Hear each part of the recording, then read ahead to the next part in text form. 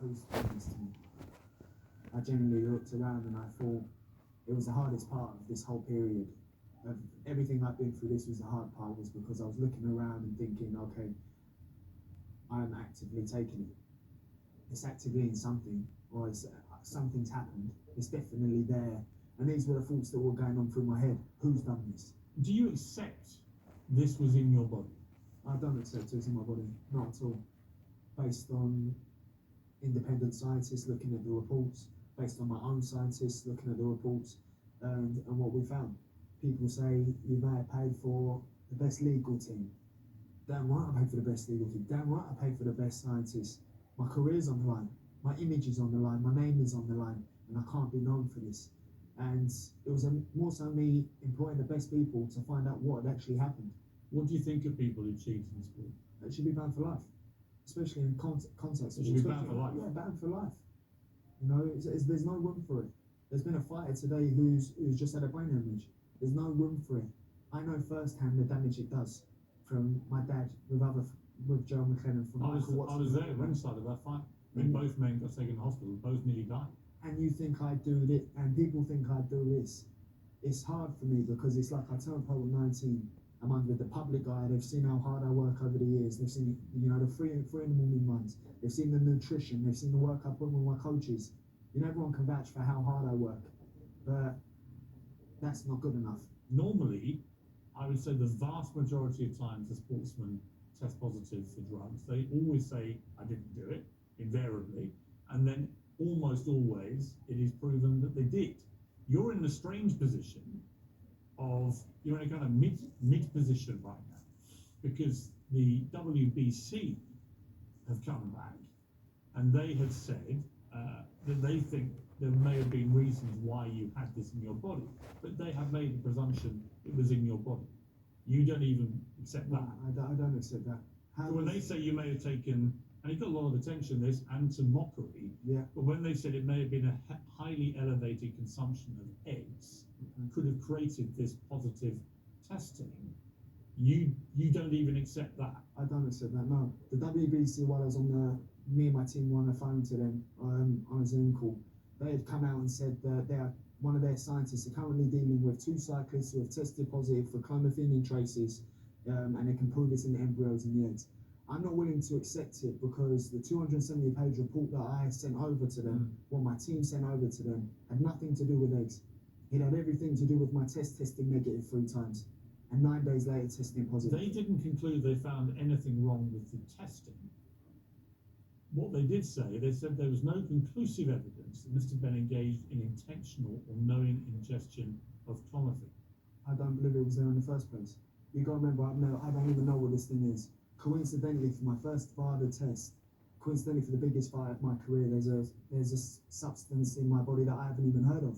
The reality is this particular drug, which is becoming more prevalent in sport, and no one's quite sure why, but it can, as I said, boost testosterone levels by 50%, to reduce body fat. So it clearly would have tangible benefits on an athlete. I mean, it would. Whoever the athlete is, it would happen. If someone was doing it deliberately, it would happen. Well, definitely, but what the WBC is saying is even the peak of it in my system is still only a trace. Why don't you give this dossier 270 pages of it? Why don't you give it to the British Boxing Board of Control? Because they're ultimately the ones that can sanction or not sanction your right to fight in this country. My dad tore up his British boxing licence in the 80s. You know, the board ain't going to stop me from fighting. They can't stop me from fighting. They can stop you having a professional fight in this country. In this country, and that's fine, so be it. Is that fine? They filed 7 misconduct charges against me. One of them was they wanted, because we wanted the fight to go ahead. The second one was because we didn't tell you that immediately. And on the Monday they said, we're upholding all charges. I thought you lot can do one. You think I'm going to sit here and take this? But if you have what they've said is, well, show us the evidence.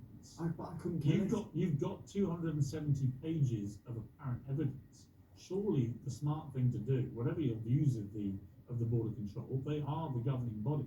Surely you should just give them your evidence. Let them respond. That's down to my legal team. You know, what would stop you? I don't understand what stops you. My pride, the way they've dealt with this, the way won't get you through this. But the board, I don't have to be licensed by the board. That's my views on it. You do the fight in Britain. I don't plan on fighting Britain anytime soon. Just put it all on the internet. I want to, but it's on, I want to. Trust me. What's stopping you? The ongoing legal cases. That's the only You reason. seem to look. This is your career, your livelihood.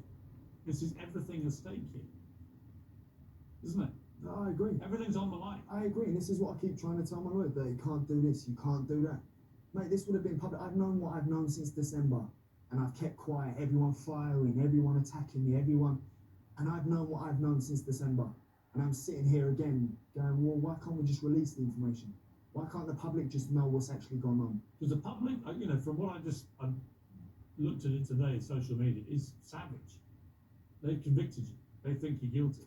And I'm going to have to deal with that. I think public have made up How are their you going to mind. deal with that? There will be. If Eddie Hearn, your promoter, says, look, it's time that you got to move on and progress. What do you think when he says that? Well, I don't think I think the public have made up their mind already. Irrelevant of what's presented, irrelevant of what the board say. I've got strong DNA, and I'm one hell of a fighter. Naturally, I work hard. I've made loads of sacrifices, and I'm willing to do what other people aren't willing to do. And that's why I'm where I am, not because of cheating. If you feel this passionately about it, I can sense it. I can sense you're emotional about this. To be branded a cheat in the court of public opinion, what has that done to you? It's hurt me. Yeah, it's been it's hurt me. It says. How badly? I didn't think I was going to make it through this period. I didn't think I was going to make it through. You know, it was a shame for something I hadn't even done. You know, it's hard because it was like I felt like I was on death row for something I hadn't even done. You know, if I had done something wrong, you know, I'm human. You know, I raised my hands to it. I made a mistake, whatever it is, my personal life, whatever it is, I raised my hand. Never this. And you know, I felt like 7 years of hard work and sacrifice and leaving my family and the image I maintained was just, you know, ruined at somebody else's incompetence. You know, it was it's been hard for the When family. you say you didn't think you'd make it, what do you mean? I didn't think I would. I was taking it day by day. I didn't think I'd see another day. You were feeling suicidal? Yeah, I'd say so. Yeah. Yeah, and it upsets me now because I don't know how I got so bad. I got in a really bad way. Like you got to remember, if you think I'm innocent or if you don't think I'm innocent, I am innocent. Yeah, I mean, look, let me be clear. I don't know, right? This is the first time we've met. I know your father from old. I've watched you from afar. Admired your work in a boxing ring. I don't know if you're innocent. I would never do this to my family. I would never do this to my supporters. You think I'd do this to my dad? You think I'd do this to my son, who's now got to grow up and look at this? You think it's not who I am? Cheat or victim? Coming up, more revelations. There's been too many. You know? What kind of thing? Just kill yourself. People have told you to kill yourself. Kill yourself. People said, kill yourself.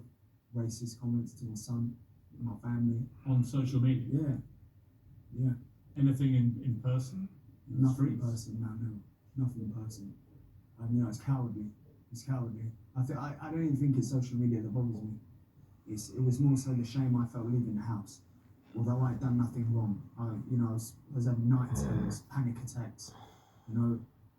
And I don't throw these words out in mental health. I was really struggling. I was in a really bad way, you know, and I was coping terribly with it. I was coping in a really bad way with it. How are you now? It's still hard for me because I still can't believe I'm in this situation. You know, I still can't believe how much the public want me to be guilty. It's all boxing pundits telling me I'm guilty. Boxing pundits telling me I'm guilty. They know me. They know my family. You know what I stand for. You know who I am. Why are you trying to label me a cheat? You're not suing the labs, right? Well, there is that talk. You think manufacturing, manipulating, and concealing evidence? I got an independent scientist local report, and that's what we've seen from one of the best labs: manipulation, manufacturing, and but that concealing wasn't evidence. verified by the WBC. What are the WBC going to come out and say? Well, that's what I mean. You've got to go to the governing body if you can actually look at this properly. It's hard because I want this to be done. I want this to be finished, and I want to resume with my career. Should I just sit back and accept the fact that Are you going to sue the board? No, of course. I'll be suing the board. When? when it will be soon and now. My legal team will be in touch with you. Mean when? You know, as soon as. So how much money do you know?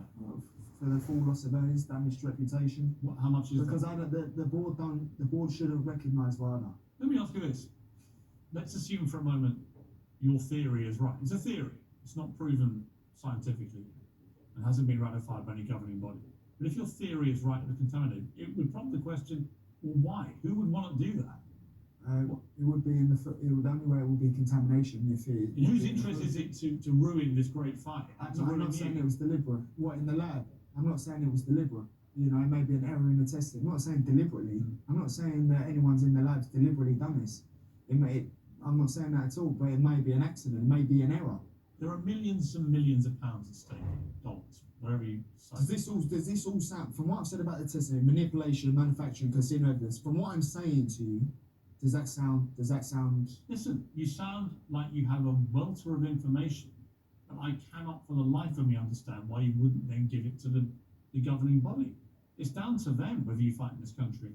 Yeah. So I don't understand that.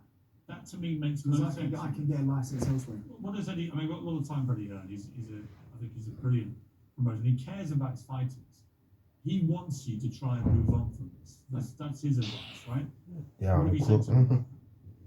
I just said I need the biggest fight possible, the hardest fight, so that when I beat that person in devastating fashion, there's no questions as to my whole career. There's no questions.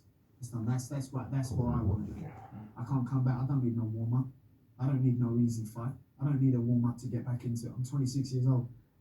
Give me the best man. Give me the biggest man. Have you been training properly? Of course I have. I've tried throughout this whole period. Is it hard to train properly when you're in this now it's fine. mental state? Now it's fine. I struggled. There was probably about 2 months where I was, I was in a really bad way. You know. Did you talk to your dad about it? I did, but my dad was in a bad way as well. Why? Over this? Over this, yeah. My dad was. I was in a bad way. I was sobbing most nights. Didn't want to go to sleep because if I knew what I had to wake up to. You got to remember, this is a nightmare for me. How has this happened? How have I got in this situation? My faith let me down. You feel that? Oh, yeah, 100%, yeah. When you bring in your dad, who's been listening to this, he's over in Sydney. Nigel, I've not talked to you for a long time. We used to have a few gigs together. It's good to see you. But I've got 3 sons, all in their 20s, actually, one of whom is Conor's age. And I can't imagine many tougher things for a father to have to deal with than listening to your son talking in such a profoundly emotional and upsetting way about feeling suicidal in the last few weeks and months since all this went down. How does that, first of all, make you feel as a father to hear this? I'll tell you what, Piers, I was actually in the same position as my son. I was really struggling as well for myself. I don't really drink. Every night I was drinking like half a bottle of red wine a night on medication. And we both were in a dark place because to me, it looks like this is a witch hunt. It's like we're going back to the 1800s.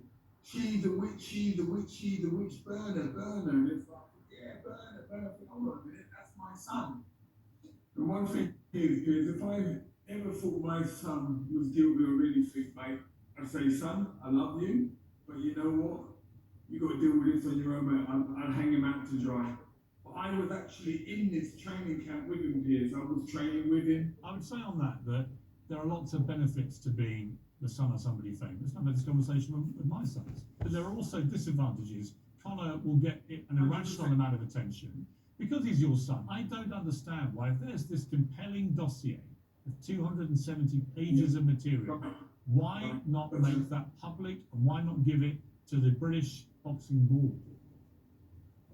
Okay, listen, I agree with you, Piers, but the same way I feel that they're dealing with Conor and not these other fighters is the same way they dealt with me. Listen, Nigel, I understand your passion, I understand Conor's passion, but I also think if you've gone to all this trouble to draw up this massive dossier of evidence, and the British Boxing Board is asking for it, I don't understand how it can be anything but bad for your case if you don't hand it over. I mean, at very least, call their bluff. Say, right, here you are. Get them to respond to it. I don't know why. If I was in your position, that's what I would do. You're like your father. You are your own man, right? You are. And if you wanted to, you could put this out there tonight. Yeah. I still don't think that proves my innocence at all.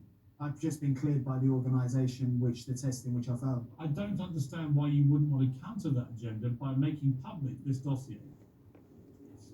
Because I don't know what it is they got in for me. I don't know what vendetta it is. Yeah, but they it's got. like saying you're accused of killing someone. Okay, You but have I've, a massive... but I've been proven innocent No, by you're... the authorities that run that test. I wouldn't say you've been proven innocent. They just couldn't. Well, they've just given me the clear. They've said you. They said there's no conclusive evidence. Just to be clear, exactly what they said, right? It's not an absolutely unequivocal. You're definitely innocent, but it's certainly not unhelpful.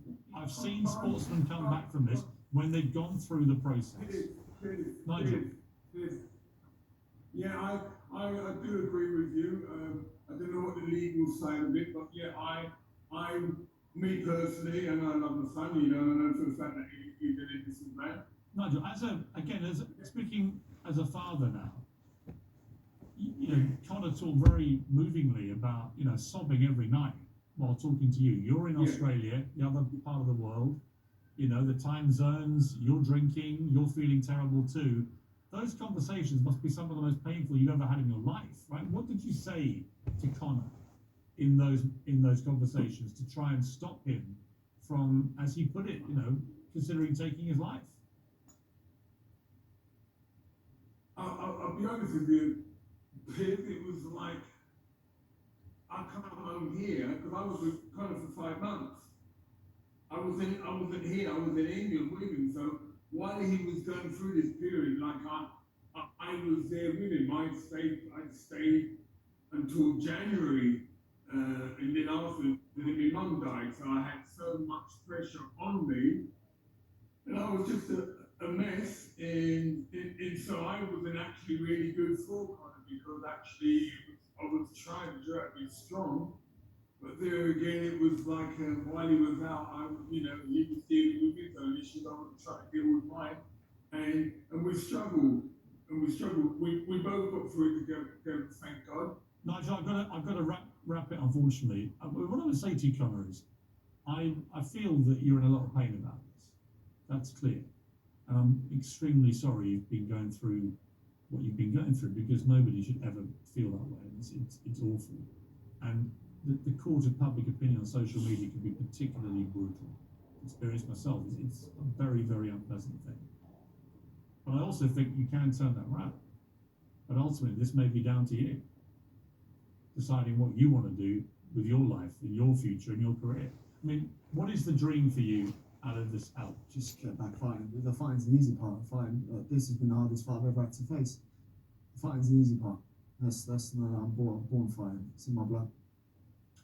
Well, Conor, I wish you well in pursuing this. I'm not going to make a judgment until it's all concluded.